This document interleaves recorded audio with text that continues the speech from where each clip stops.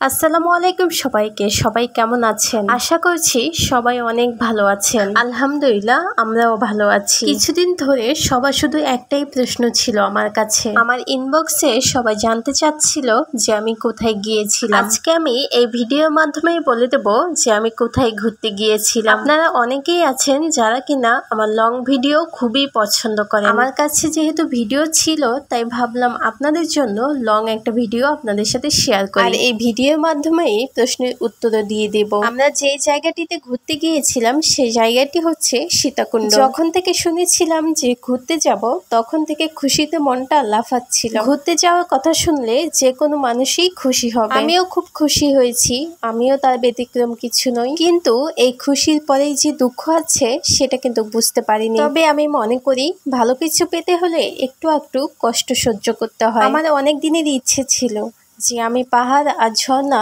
দুটো একসাথে দেখব। ইচ্ছেটা তো পূরণ হলো, কিন্তু ইচ্ছেটা পূরণ করতে অনেক কষ্ট করতে হয়েছে। এই সুন্দর দৃশ্যটি দেখার জন্য আমাদেরকে কত সব ফুট নিচে জানি নামতে হয়েছে আমাদেরকে সিঁড়ি বেয়ে বেয়ে। সিঁড়িগুলো এতটাই বিপজ্জনক ছিল যে একবার যদি স্লিপ করে পড়া যায় তাহলে হাড়গুলো কিন্তু ভেঙে যাবে। সিঁড়ি দিয়ে নামার সময় রীতিমতো আমি তো কাঁপছিলাম আর মনে মনে আল্লাহকে ডাকছিলাম আর বলছিলাম যে আল্লাহ এই যাত্রায় বাঁচিয়ে দাও। যাই হোক, অনেক কষ্টের পর নেমে এই দৃশ্যটা দেখার পর আর কিন্তু কোনো কষ্ট রইল না। আমার কষ্ট করাটা যেন সার্থক হলো। আল্লাহ তাআলার প্রকৃতি যে এতটা সুন্দর সেটা নিজের চোখে না দেখলে বোঝা যায় না। আর এই দিকে দেখেন মহারাজা তার ছেলেকে নিয়ে কি সুন্দর একটা ফিল নিয়ে ঝর্ণা আর পাহাড় দুটো একসাথে বসে দেখছে। এই মুহূর্তটা আসলেই অনেক সুন্দর ছিল। মাশাআল্লাহ মাশাআল্লাহ। সবাই কিন্তু মাশাআল্লাহ বলতে একদম ভুলবেন না। আল্লাহ তাআলার কাছে শুকরিয়া জানাচ্ছি এত সুন্দর একটা দৃশ্য দেখার তৌফিক দান করার জন্য।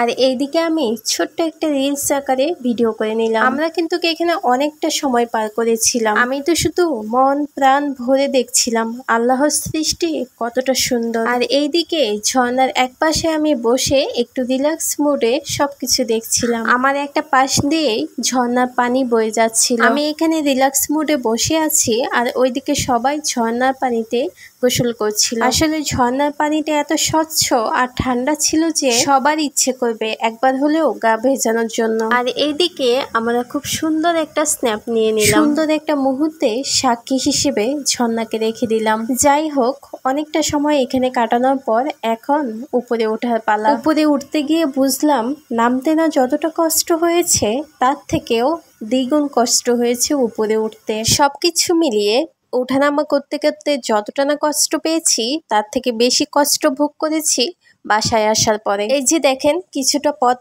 আসার পরে এখানে একটু বসার ব্যবস্থা আছে, সো আমরা ওইখানে বসে কিছুক্ষণ রেস্ট নিচ্ছি। এতগুলো সিঁড়ি পেরিয়ে আসার পরে মনে হচ্ছিল যেন আমার হার্টবিট বেড়ে যাচ্ছে। তবে একটা কথা সত্যি যে এত কষ্টের পরেও আনন্দটা ছিল অনেক। আমি মনে করি প্রিয় মানুষটা যদি কাছে থাকে পাশে থাকে তাহলে তার হাতে হাত রেখে কঠিন থেকে কঠিনতর পথও পাড়ি দেওয়া সম্ভব। এই জায়গাটি প্রকৃতির সৌন্দর্যে ভরপুর একটি জায়গা। এখানে যা কিছু দেখতে পাবেন সবকিছুই প্রাকৃতিক সৌন্দর্য। যারা কিনা প্রকৃতিকে খুব ভালোবাসে তারা এই জায়গাটি ভীষণভাবে পছন্দ করবে। যাই হোক, পরিশেষে আমি একটি কথাই বলবো, জীবনের সুন্দর মুহূর্তগুলো স্মৃতির পাতায় যুক্ত করলাম আরো দুটি পাতা। জীবন থেকে সময় দিন সবকিছু চলে যাবে, শুধু রয়ে যাবে এই সুন্দর স্মৃতিগুলো। এই সুন্দর স্মৃতিগুলোই জীবনকে সামনের দিকে এগিয়ে যেতে সাহায্য করে। আজকে এ পর্যন্তই। সবার জন্য অনেক অনেক অনেক ভালোবাসা রইল।